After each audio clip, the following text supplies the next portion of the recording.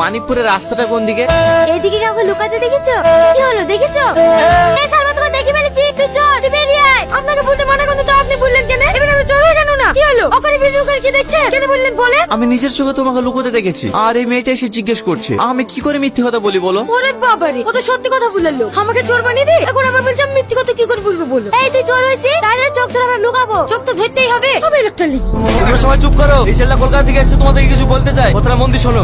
আমার নাম টনি, আমি কলকাতা থেকে এসেছি। আপনারা দীর্ঘদিন ধরে জলের সংকট এবং রাস্তাঘাটের জন্য বিডিও অফিসে দরখাস্ত করেছেন। আমি সেই বিডিও অফিস থেকে এসেছি আপনাদের গ্রাম এনকোয়ারি করার জন্য। আপনারা যদি রাজি থাকেন এবং জায়গা দেন, তাহলে কিছুদিনের মধ্যে আমাদের কাজ আমরা শুরু করতে পারি। কোনো সমস্যা নাই, জলের ট্যাঙ্কের জন্য আমি জায়গা দেবো। হ্যাঁ, আমিও জায়গা দেবো। না না, আপনারা জায়গা দেবো বললে হবে না, আমি গ্রামটা ঘুরে একবার দেখতে চাই যে কোথায় ট্যাঙ্কিটা বসালে গোটা গ্রামে জল সাপ্লাই করা যাবে। বাবু আপনাকে অনেক ধন্যবাদ, আমি অনেকদিন থেকে পানির কষ্ট পাচ্ছি। না না কাকা, আপনি আমাকে আপনি করে বলবেন না, আমি আপনার ছেলের বয়সী। বলছিলাম কাকা, আমি তো আপনাদের এখানে এক সপ্তাহ থাকবো, কোনো ঘর ভাড়া পাওয়া যাবে না? ওগো, স্যারকে খেতে দাও। আরে আপনি আমাকে স্যার বলছেন কেন? আপনি আমার বাবার বয়সী, আপনি আমাকে টনি বলে ডাকবেন। আচ্ছা ঠিক আছে। কি গো কিছু বলছো? অনেক বেলা হয়ে গেছে, টনি কিছু খেতে দাও।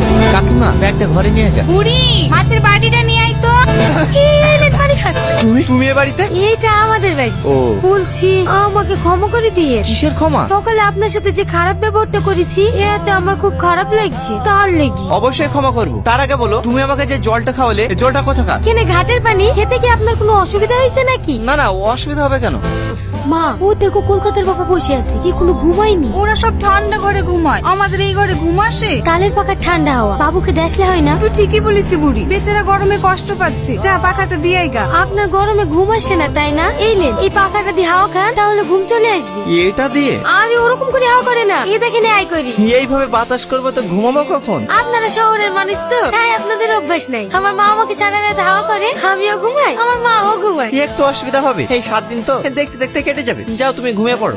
কাকি, আপনাদের টয়লেটটা কোন দিকে? ও কি মধু, আরে পায়খানাটা কোন দিকে? ওইসব আমাদের নাই বা, আমরা সব ঘাটের ধারে যাই। এই দেখো বদনাটা না, ঘাটের ধারে চলে যাও। সালমা, দাঁড়াও দাঁড়াও দাঁড়াও, আমার খুব ইমার্জেন্সি পেয়েছে। কোন দিকে যাবো? দেখতে পাচ্ছেন না অনেক জায়গা পড়িয়েছে, যে কোনো একটা আড়াল দেখে বসে পড়ি। ওই ঝোপ ঝাড়ি সাপ টেপ নেই তো? না থাকার কি আছে, থাকতে পারে। যান যান, ওই ঝোপের আড়ালে বসে পড়ি। সামনে কোথায় বসতেছি? যা সজ্জা গেলে শালা আমার রাইভে একটা এসছি।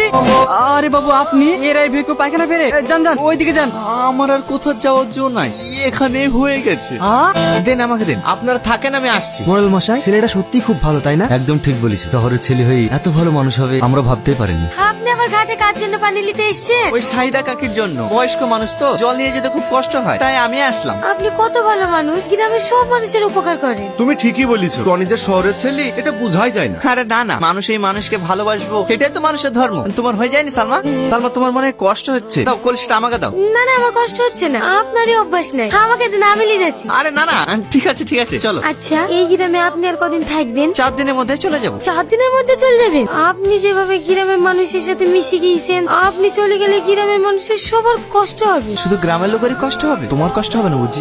হ্যাঁ, আমারও হবে। তাই নাকি? তাহলে এই গ্রামে বিয়ে করে থেকে চাই, তাহলে তোমার আর কষ্ট হবে না। আপনিও না? আপনাদের স্বার্থে আপনাদের গ্রামে যে জল ট্যাঙ্কি ও রাস্তাঘাট ঠিক করার জন্য যে ডিলটা ফাইনাল হয়েছে, সেটার জন্য আপনাদেরকে কলকাতায় যেতে হবে এবং সেখানে গিয়ে সই করতে হবে। আমি বাপের কালে গাড়িতে চড়িনি, গাড়ি দেখলে আমার বুক ধড়ফড় করে। আমিও যেতে পারবো না বা, গাড়িতে চড়লেই আমার বমি হয়। টনি, এরা তো কেউ যেতে পারবে না, এখানে সই করে নিয়ে গিয়ে তুমি জমা দিলে হবে না? ভয় করলে কোনো অসুবিধা হবে না তো?